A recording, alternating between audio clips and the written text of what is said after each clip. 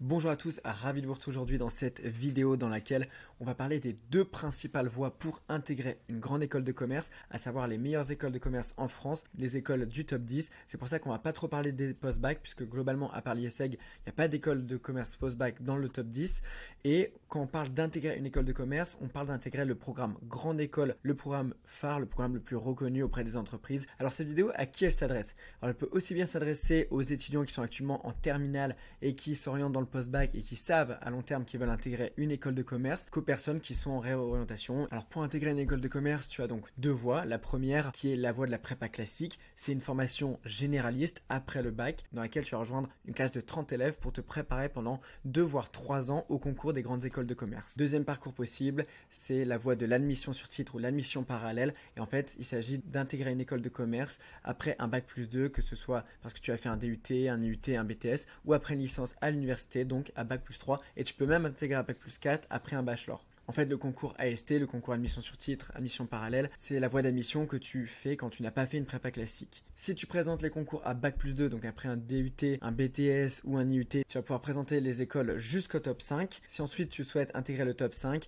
il va falloir présenter après une licence, donc après un bac plus 3. Maintenant, pour ce qui est des écoles comme HEC, donc la meilleure école de commerce en France, et l'ESSEC, il faut présenter à bac plus 4, et HEC, voilà, c'est possible d'intégrer à bac plus 3, mais c'est très compliqué quand même. Alors maintenant, on va passer à la comparaison de ces deux voies pour intégrer une grande école de commerce, et on va voir laquelle est la meilleure, plutôt quels sont les avantages de l'admission sur titre et quels sont les avantages de la prépa classique. La première différence, c'est au niveau des matières. Quand tu vas faire une admission sur titre, tu vas passer par un cycle universitaire ou un BTS, et en fait, tu vas avoir des matières qui sont très concrètes et qui correspondent à différents postes que tu pourrais occuper dans une entreprise. Tu auras par exemple de la finance, comptabilité, marketing, communication, du droit, tu auras des matières qui seront concrètes et en fait ça va t'aider à réfléchir à ton projet professionnel et ça c'est quand même assez avantageux parce que quand tu fais une prépa, tu as quand même 2-3 ans de moins pour y réfléchir. Aujourd'hui, tu as quand même beaucoup d'étudiants qui savent pas trop dans quelle voie s'orienter et commencer par aller à l'université et découvrir ces matières, ça va leur permettre de réfléchir à leur projet professionnel. L'autre avantage de l'université et de la mission sur titre, c'est que ça va te donner la possibilité de partir à l'étranger, de faire des semestres en Erasmus, même plus loin à l'international. Ça va te permettre de progresser en anglais, mais surtout de vivre une expérience à l'international que derrière tu pourras revendre en entreprise. Et au-delà de ça, l'expérience humaine, elle est vraiment incroyable. Tous les étudiants qui sont partis te diront que c'était sûrement les meilleurs mois de leur vie, et moi c'était mon cas. Tu vois, par exemple, je suis parti en Corée du Sud. Alors partir à l'étranger, quand tu es en terminale, des fois ça peut faire peur à certains, mais la plupart des personnes qui ne le font pas vont vraiment regretter. Le rythme à l'université, il est quand même moins intense qu'en prépa, donc en fait ça va te permettre d'avoir du temps à côté, continuer tes loisirs, tes passions, etc.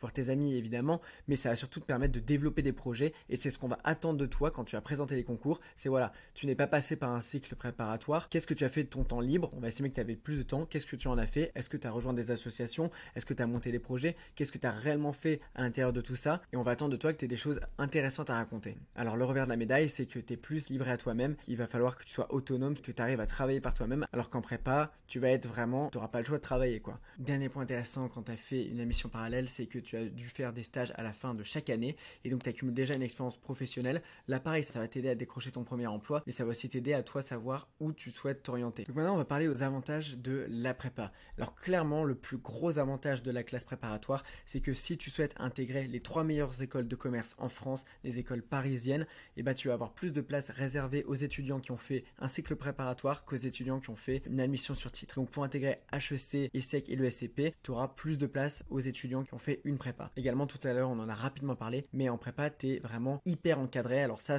peut être un avantage mais aussi un inconvénient en fonction des étudiants. La prépa, ça peut aussi être un avantage sur le CV dans certains parcours bien précis, comme par exemple si tu souhaites intégrer des cabinets en conseil en stratégie comme McKinsey, le BCG. Là, avoir fait une prépa, ça peut être un avantage sur le CV. Également, la prépa, ça va venir t'apporter des capacités de synthèse, une rigueur, des méthodologies de réflexion et d'analyse et une certaine culture générale. Concernant les modalités d'intégration, la classe préparatoire, tu vas faire globalement 2 ans, ou alors tu peux décider de cuber au bout de la 2e année si tu n'as pas eu les écoles que tu souhaitais. Et en fait, tu vas présenter le concours BCE et en fonction de ton classement, tu vas être admissible dans les écoles ou non. Concernant les admissions AST, tu vas être jugé sur ton dossier, à savoir tes stages, tes expériences professionnelles, associatives. Également, tu vas passer le TAJMAJ, qui est un test d'aptitude et de raisonnement. Tu vas passer le TOEIC, test d'anglais. Suite à ça, tu vas présenter les écoles avec ton dossier, tes notes académiques, évidemment, je ne sais pas si j'en ai parlé, et tu vas être admissible ou pas aux oraux dans les écoles. Alors, il faut savoir que ces 2 troncs qui sont différents. C'est pas les mêmes concours donc entre l'AST et les prépas. Pour conclure, quelle voie aujourd'hui toi tu devrais plutôt choisir? Il faut regarder dans quel parcours tu serais plus apte à réussir les concours.